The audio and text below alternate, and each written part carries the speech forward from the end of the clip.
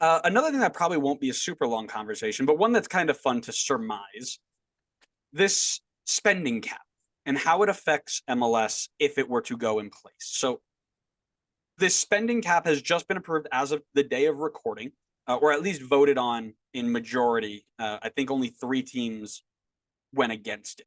So a hard spending cap in the Premier League, limiting the highest spending team to 5 times what the lowest earners will get from broadcast and commercial deals. So to be, frank about it, it still needs to be voted on by the General Council, as well as being approved by the PFA, which is the Players Association overseas, which is going to be the largest hurdle. They've already knocked down a salary cap in the lower leagues, and they are likely going to push back hard on this too. However, it does mean that if it was put in, if hypothetically it went in place this season, a hard spending cap of $518 million would have been instituted in the Premier League this year. That is a really big number. And it was only bested by one team who still is awaiting their points deduction, and that's Chelsea. They were the only ones who went over this cap, which is not shocking in the slightest, which is funny because you've got Everton, who are like net positive for the last 3 years, being taken shot after shot. And then here's Chelsea burning money because they're bored and sitting in 12th. And they're just like, yeah, no, you're good. Don't worry about it. Some of us are just better at it than others. So, I mean, don't get That's caught. I don't know. I don't know what to don't tell get you. well. That's exactly what it comes into, right? It's not so much what you do; it's how many times you do it and who catches you. So to clarify, sorry, as we go off on our anti-Chelsea agenda here, squad costs are what are going to be kept at a minimum, and that is wage bill, transfer fees amortized, and agent payments, which is why Chelsea is through the roof because I think they paid like the majority of that 539 to their agents. So again, we'll skip through all that. Chelsea, I had like a page and a half of anti-Chelsea agenda, but I'll skip that. What Um, else is new? this is that something that is being spoken about as a way for other leagues to catch up to the Premier League in terms of spending and squad value and competitiveness. And that includes, in my opinion, the likes of MLS. But I wanted to kind of throw it to you first and get your thoughts on it. I think that it's not. So this is just kind of a prediction.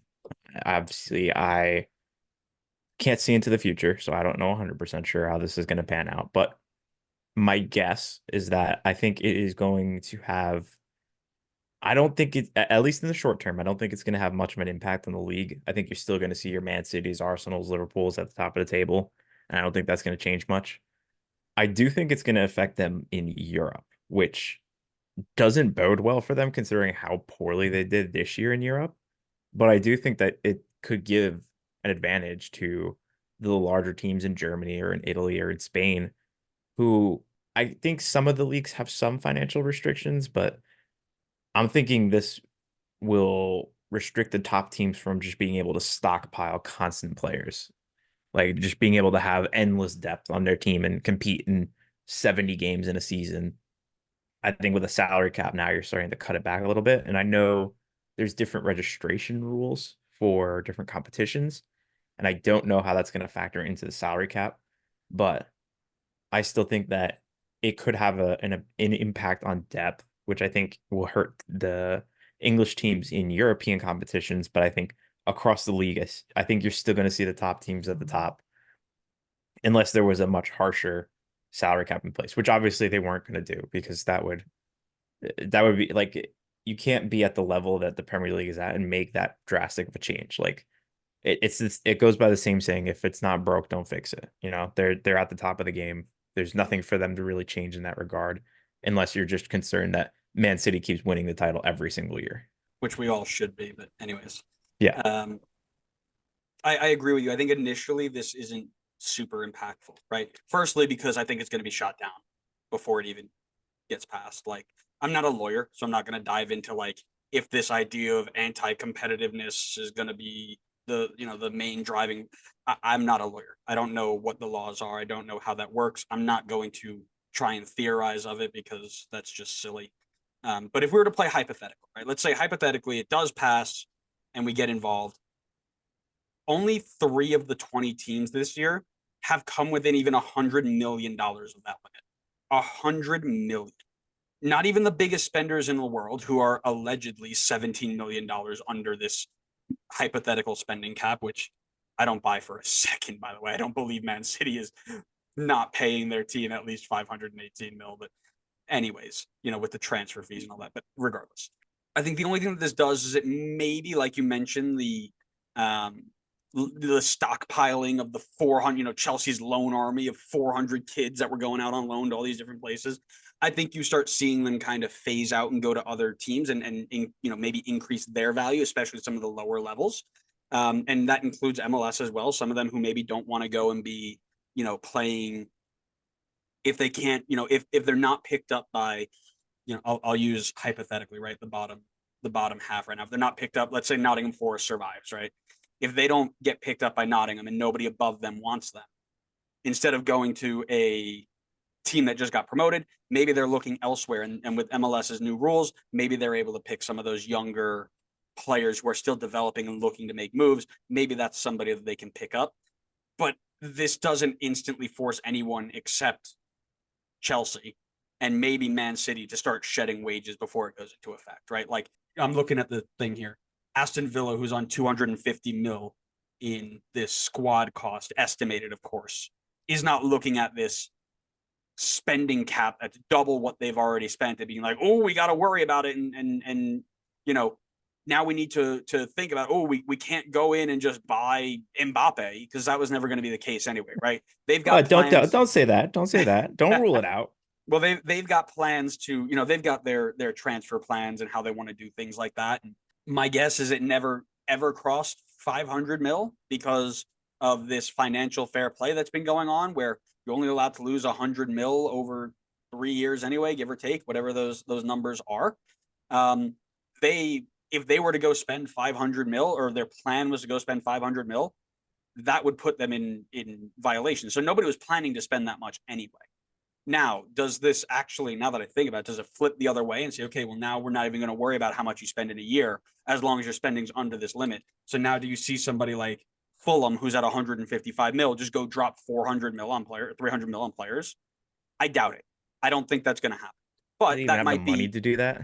Well, that's the thing, right? Very few people have the owners who can even do that. Mm-hmm. So all in all, right, big picture, I don't think instantly this is a huge needle mover, whether it goes into effect or. Yeah, but that's what they needed to do. Like, it's the same situation that we talk about with MLS rules and salary cap rules and all that. Like, you're not just going to completely 180 all of the rules all of a sudden. Like, that would just be too harsh of a change. It would just be pure chaos, and you would have, at least in my opinion, I think you'd have a lot of issues. I think it's the same thing here for the Premier League. If you put in place a really harsh salary cap, I think you're going to put teams in a lot of trouble, and it's going to be hard for them to adjust in such like a short period of time. And I think you're going to see the quality then drop drastically in the league, which is not what you want to do if you're in charge of the Premier League, because you're at the top. Like, people can of course like their respective leagues a lot more, but like, in terms of revenue and in terms of marketability, the Premier League is the top dog, and it's not even close. They are the top league across the world. So it was, I think, the only move that they could make if they wanted to go down the salary cap route. And it's a move that I'm glad that they're doing, because I think we are heading down the road of seeing the same 2 or 3 teams being competitive at the top of the table every single year. And so hopefully, if they can start implementing more and more into the salary cap, you can maybe see a new team win every once in a while, or a new team be competitive at the top, kind of like how MLS has. Like, when was the last time you've seen a team win back to back? Like, I don't know off the top of my head, but it could be like DC United when like the league was first started and there were 8 teams in the league. Houston. But Houston, okay, LA. so that was what, 10-ish years ago, 10 plus, no, Houston over 10. Houston was 07, then 08.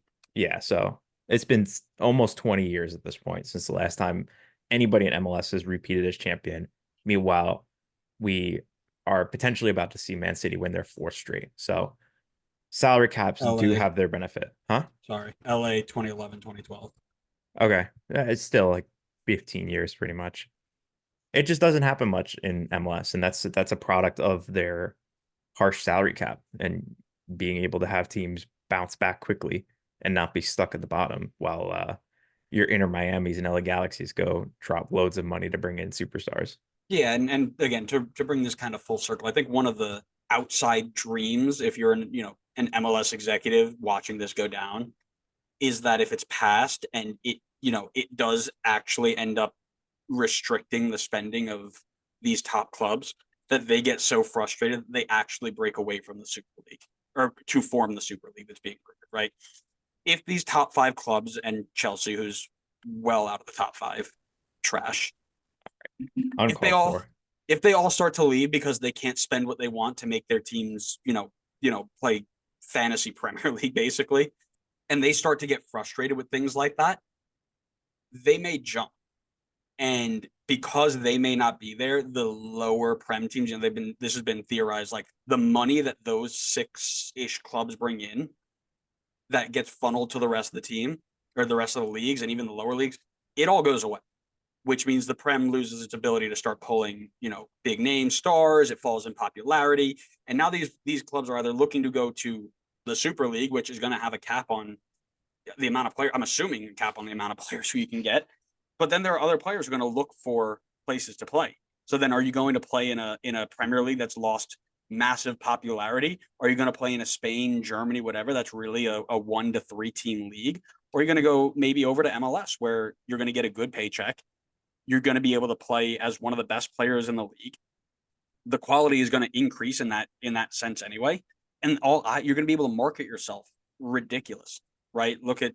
I mean, I saw a comparison like Messi and Ronaldo moved roughly the same amount of time to their respective new clubs.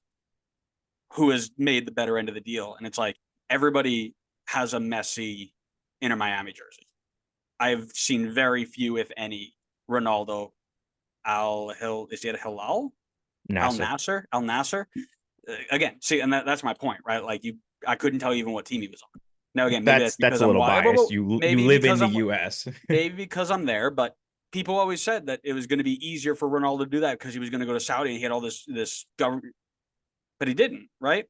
Again, it's a 15-year super dream society utopian world, right? Where um, this, the Super League is the downfall of the European dominance, and players get more spread out and whatever.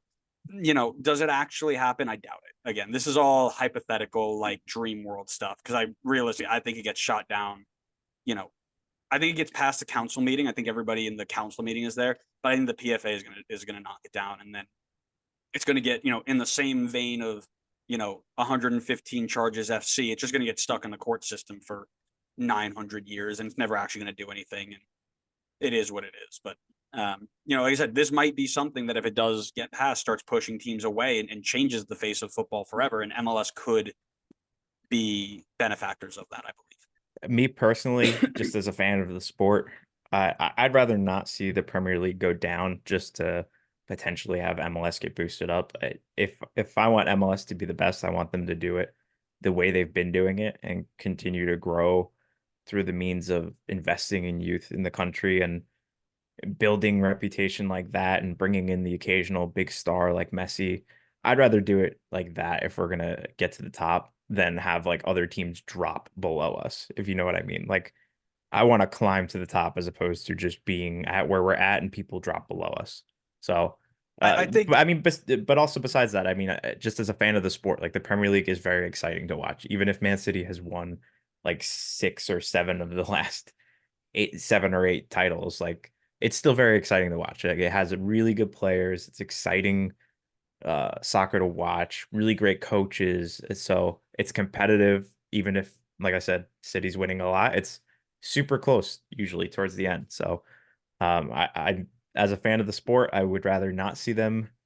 The big teams leave for Super League and the rest of the Premier League kind of falls off. I'd rather see it continue to be successful, but with hopefully a little bit more parity in terms of who's winning titles. maybe, like I said, I think first off, I think it's going to be a dual movement, right? I don't think MLS is going to stay here and then everybody's going to drop and this is going to be the level. I think it's going to go something like this, where we're going to see an increase in our level and maybe a decrease overseas. Now, that being said, right, if we're going to still live in this fantasy, world, this utopian dream world, the people who are, and we'll use the term lightly, Euro snobs, who are just like, oh, I'm never going to watch MLS because it's not good enough. This Super League comes in, Premier League may drop off, but the Super League is just going to be their replacement. It's not going to replace with MLS. Like that'd be silly to dream. So I'm again, this is all kind of hypothetical stuff that I don't think any of it matters. I don't think MLS is super affected by it in the same way that I don't think MLS was super affected by like Saudi spending, right? Like I just think that it's as much as we're interconnected with the European leagues buying our players and us taking some of theirs. When it comes to fan engagement, for the most part, Iron Curtain, right? We got ours over here, they've got theirs over there, and we're watching a lot over there, but they're not watching a lot over here. And even if we do see this change and this shift, I don't think that dynamic changes much, just because of history and culture. And that's like we've talked about that a lot, where money and massive spending or massive change over a short period of time doesn't change the culture or the way that things are done. You need time and effort and things like that. And again, I just don't think that happens in at least the next 2 decades. So this is all dreamer world. Yeah, one day we can hope for MLS to be top, but it will take a lot of work and a lot of time. Not in my lifetime, unless they Yeah, probably not. really blow it up and Which maybe they could do in a couple decades, but probably not anything short term. no, like I said, we'll see. Again, something to keep an eye on. I don't think it really happens at all, if ever. But it is a dream world scenario. But if we're going to speak